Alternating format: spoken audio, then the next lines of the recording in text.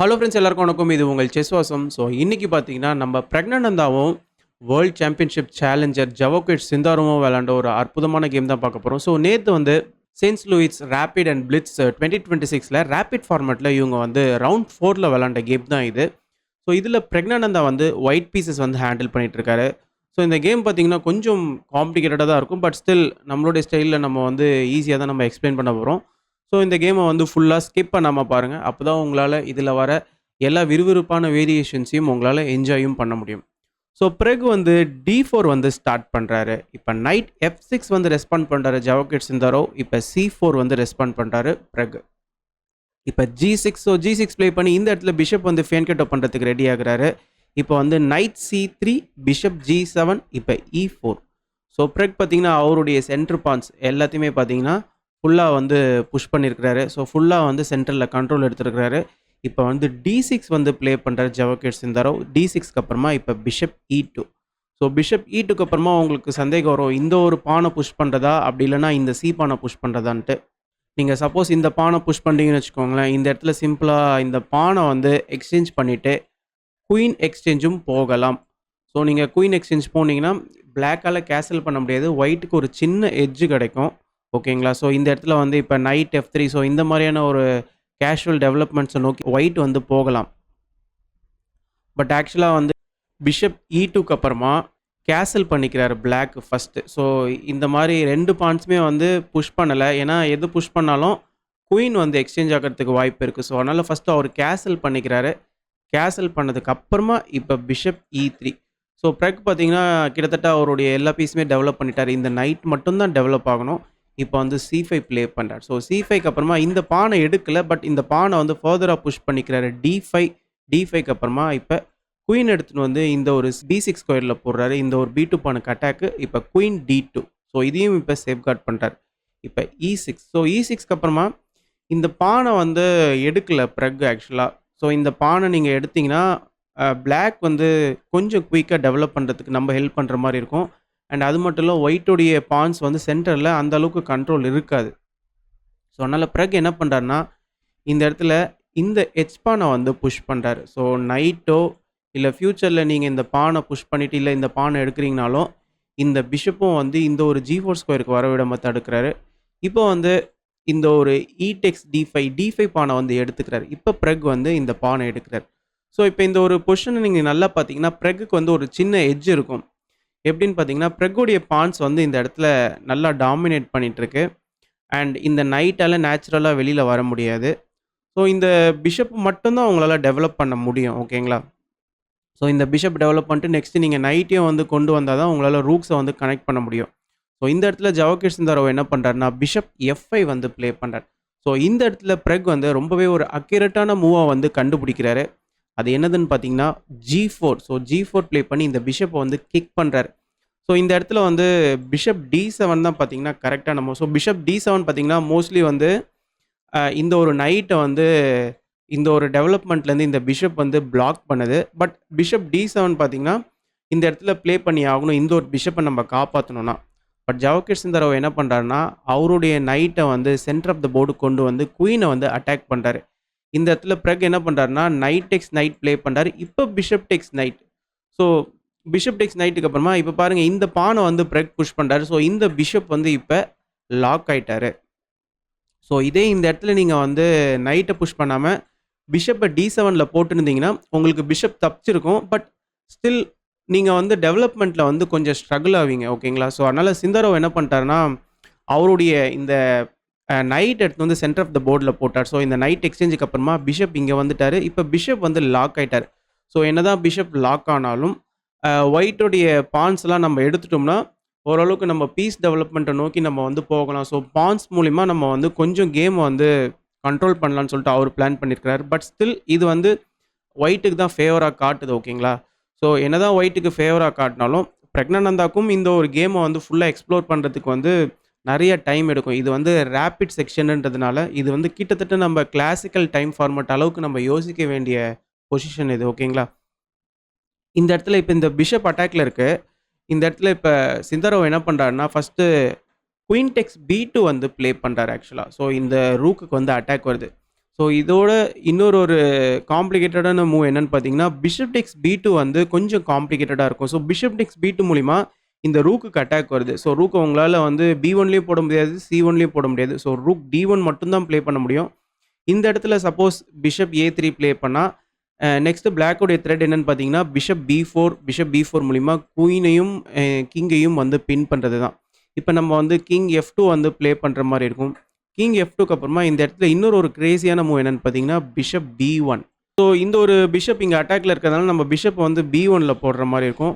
இப்ப திரும்ப பார்த்தீங்கன்னா, குயின் சி3. ஸோ குயின் சி3 மூலமா இந்த பிஷப்க்கு அட்டாக் வரும். இப்போ வந்து பிஷப் பி2. ஸோ எனிவே பார்த்தீங்கன்னா, பிளாக் கிட்ட இருந்து ஒரு பிஷப் வந்து போயிடும். ஓகேங்களா? இப்ப பிஷப் பி2க்கு அப்புறமா இப்ப நம்ம திரும்ப குயின் எடுத்துட்டு வந்து பி3ல போடலாம். ஸோ இந்த இடத்துல நீங்க வந்து பிஷப் டேக்ஸ் ஏ2 கூட ப்ளே பண்ணலாம். இப்ப குயின் டேக்ஸ் ஏ2க்கு அப்புறமா ஒரு பிஷப் வந்து போயிடும். நெக்ஸ்ட் இந்த ஒரு லாங் பிஷப்ப வந்து நம்ம வந்து ஜி7ல போட்டுக்கலாம். ஸோ ஸ்டில் பார்த்தீங்கன்னா, இந்த இடத்துல பான்ஸ்லாம் வந்து பிளாக் கிட்ட ஸ்ட்ராங்கா இருக்கு. ஸோ அவருடைய நைட்ட வந்து இந்த வழியா டெவலப் பண்ணிக்கலாம். டி7 வழியா. பட் ஒயிட் சைட்லேருந்து பார்த்தீங்கன்னா, டெவலப்மெண்ட்டுக்கு வந்து கொஞ்சம் போராடணும். என்னதான் ஒரு பீஸை வின் பண்ணாலும். ஸோ இந்த ஒரு காம்ப்ளிகேஷன்ஸும் இருக்கு. 2 பேருக்குமே இது வந்து கிட்டத்தட்ட காம்ப்ளிகேட்டடான ஒரு விஷயம் தான். ஓகேங்களா? ஸோ அதனால இந்த இடத்துல வந்து பிஷப் டெக்ஸ் பி2 இந்த மாதிரியான ஒரு காம்ப்ளிகேட்டட் லைன்குள்ள போகல. என்ன பண்றாருன்னா, குயின் டெக்ஸ் பி2 ப்ளே பண்றாரு இந்த ரூக்குக்கு அட்டாக்கு.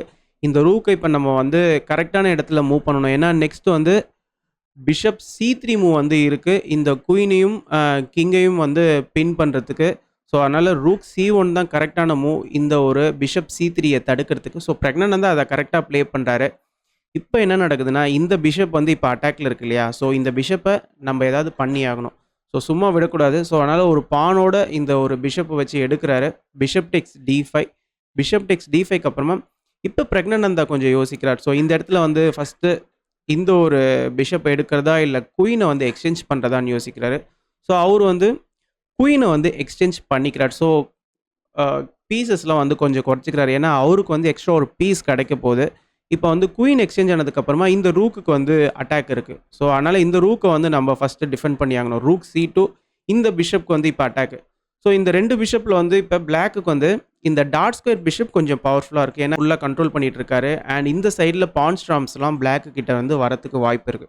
அதனால இப்ப பிஷப் எஃப்6 வந்து ப்ளே பண்ணிடுறாரு. ஸோ பிஷப் எஃப்6க்கு அப்புறமா ஃபைனலா இந்த ஒரு பிஷப்ப வந்து எடுக்குறாரு.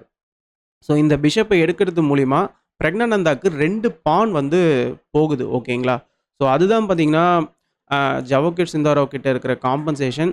அண்ட் பிரக்னானந்தா வந்து இன்னும் ரூக்ஸ வந்து கனெக்ட் பண்ணல. இந்த நைட்ட வந்து டெவலப் பண்ணணும். என்னதான் இந்த நைட் பிளாக்குக்கு டெவலப் ஆகலனாலும், இந்த நைட்டுக்கு டி7ன்னு ஒரு ஸ்கொயர் இருக்கு. பட் தற்சமயத்துக்கு ஒயிட்டுக்கு வந்து இந்த நைட் டெவலப் ஆகுறதுக்கு ஸ்கொயர் இல்ல. ஸோ அதுக்கு ஒரு வழி கண்டுபிடிச்சு ஆகணும். இப்ப ரூக் E8. ஸோ இப்ப பாருங்க இந்த ரூக் வந்து ஆக்டிவ் ஆயிட்டாரு. இந்த ஒரு பிஷப்க்கு அட்டாக் வருது.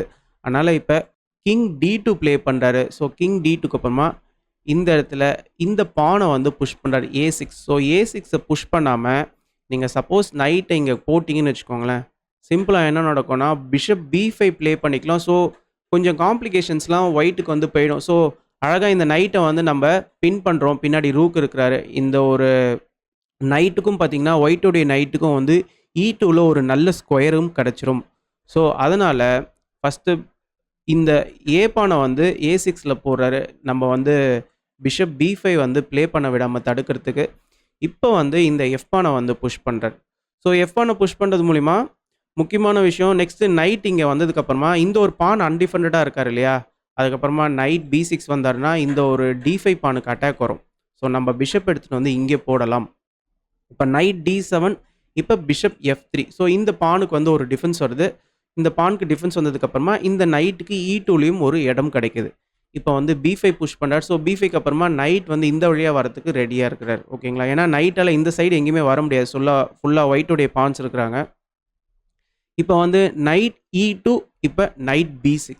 ஸோ நைட் B6க்கு அப்புறமா பாருங்க, இந்த இடத்துல வந்து நெக்ஸ்ட் நைட் வந்து C4 ஸ்கொயருக்கு ஜம்ப் ஆகுறதுக்கு ரெடியா இருக்கிறார். ஸோ C4 வந்தாருன்னா கிங்குக்கு செக்கும் வரும். நெக்ஸ்ட் இந்த பிஷப்பும் வந்து காலியாகும். ஸோ இந்த பிஷப்க்கு வந்து ஆல்ரெடி இந்த ரூக் மூலியமா ஒரு அட்டாக் இருக்கு. நெக்ஸ்ட் நைட் மூலியமா இன்னொரு அட்டாக் வந்துருச்சுன்னா, இப்ப பிரக்னானந்தாக்கும் பீஸ் போயிடும். ஸோ பிரக்னானந்தாக்கு பீஸ் போயிடுச்சுன்னா, ஸோ கண்டிப்பா பார்த்தீங்கன்னா, பிளாக்கு கிட்ட தான் கேம் வந்து ஃபேவரா போகும். ஏன்னா பிளாக்கு கிட்ட ஆல்ரெடி எக்ஸ்ட்ரா 2 பான் இருக்கு ஓகேங்களா? ஸோ நம்ம ஒரு பீஸ வந்து அஃபோர்ட் பண்ண முடியாது. ஸோ ஃபர்ஸ்ட்டு பிரக்னானந்தா என்ன பண்ணிக்கிறாருன்னா, இந்த பிஷப் வந்து சேஃப்டி பண்ணிக்கிறாரு. பிஷப் F2 இப்போ வந்து நைட் வந்து உள்ள ஜம்ப் ஆகுறாரு. ஸோ இந்த இடத்துல அ ஜவஹர் சிந்தாரோவுக்கு பாருங்க, அவருடைய இந்த பான்ஸ்லாம் வந்து கொஞ்சம் ஸ்ட்ராங்கா இருக்கு ஓகேங்களா? ஸோ என்னதான் பீஸ் வந்து எக்ஸ்ட்ரா இருந்தாலும் பிரக்னானந்தா கிட்ட, ஸோ இந்த இடத்துல அவருடைய பான் ஆக்டிவிட்டி, இந்த நைட்டு, ஸோ இந்த கனெக்டட் ரூக்ஸ்லாம் பார்த்தீங்கன்னா, அவர்கிட்ட வந்து ஸ்ட்ராங்கா இருக்கு. இப்ப கிங்குக்கு செக் வர்றதுனால, இப்ப கிங் C1க்கு அப்புறமா இப்ப நைட் A3. ஸோ நைட் A3க்கு அப்புறமா இந்த இடத்துல 2 பேருமே வந்து பொசிஷன வந்து ரிப்பீட் பண்றாங்க. இப்ப ரூக் எடுத்துட்டு வந்து D2ல போறாரு. இப்ப திரும்ப வந்து நைட் C4 மூலியமா ரூக்குக்கு அட்டாக்கு.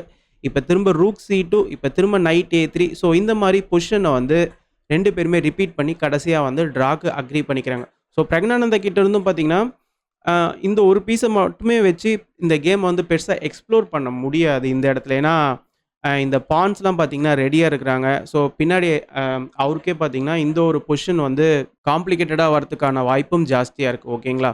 இதே இந்த ஒரு பர்ட்டிகுலர் பொசிஷன்ல வந்து இந்த ஒரு நைட் C4க்கு அப்புறமா ரூக் D3 வந்து ட்ரை பண்ணியிருக்கலாம். பட் ஸ்டில் பார்த்தீங்கன்னா, எந்த சைடுமே வந்து கிளியரா சொல்ல முடியாது. ஓகேங்களா? ஸோ டைமும் பார்த்தீங்கன்னா, கிட்டத்தட்ட 10 நிமிஷம் தான் இருக்கு பிரக்னானந்தா கிட்ட. ஸோ 2 பேருக்கும் டைமும் கம்மியா தான் இருக்கு. ஸோ இந்த மாரியான ஒரு பொசிஷன்ல நீங்க வந்து யோசிக்கணும்னா, உங்களுக்கு நெறைய டைம் தேவைப்படும். ஸோ அதனால 2 பேருமே பார்த்தீங்கன்னா, இந்த ஒரு பர்ட்டிகுலர் இடத்துல வந்து ட்ரால வந்து அக்ரி பண்ணிக்கிட்டாங்க. பட் பிரக்னானந்தா கிட்ட இருந்து பார்த்தீங்கன்னா, ஒரு எக்ஸலன்ட்டான மூவ். ஸோ இந்த ஒரு ஜி-பான புஷ் பண்ணதா இருக்கட்டும், ஸோ அந்த லைட் ஸ்கொயர் பிஷப்ப வின் பண்ணதா இருக்கட்டும், ஸோ எல்லாமே வந்து ரொம்ப அக்யூரேட்டா ப்ளே பண்ணாரு. பட் ஸ்டில் கொஞ்சம் காம்ப்ளிகேஷன்ஸ் இருக்கிறதுனால, இந்த ஒரு பொசிஷன பொறுத்தவரைக்குமே 2 பேருமே வந்து ட்ரால வந்து செட்டில் ஆயிட்டாங்க. ஸோ ஸ்டில் பார்த்தீங்கன்னா, நம்மளுடைய பிரக்னானந்தா தான் டோர்னமெண்ட்ட வந்து லீட் பண்ணிட்டு இருக்காரு 9 பாயிண்ட்ஸோட. ஸோ இப்ப நீங்க வந்து இந்த ஸ்கோர வந்து நீங்க இப்ப பார்ப்பீங்க ஸ்க்ரீன்ல. ஸோ இன்னும் 1 நாள் தான் இருக்கு ரேபிட் செக்ஷன் முடியறதுக்கு. ஸோ இதுலயும் நம்மளுடைய பிரக்னானந்தா வந்து இதே மாரி மெயின்டெயின் பண்ணிட்டு இருந்தாருன்னா, ஸோ கண்டிப்பா பார்த்தீங்கன்னா, ரேபிட் செக்ஷன்ல அவர் வந்து வின் பண்ணுவாரு. ஸோ இதுக்கப்புறமா பிளிட்ஸ் செக்ஷன் வரும். ஸோ இந்த கேம பத்தின கருத்துக்கள கமெண்ட் செக்ஷன்ல மென்ஷன் பண்ணுங்க. அண்ட் நம்மளுடைய வீடியோவ நெறைய பேருக்கு ஷேர் பண்ணுங்க. நெறைய பேர் லைக் பண்ணுங்க. அப்பதான் யூடியூப் நம்மளுடைய வீடியோவ நெறைய பேருக்கு கொண்டு போய் சேர்க்கும். Thank you.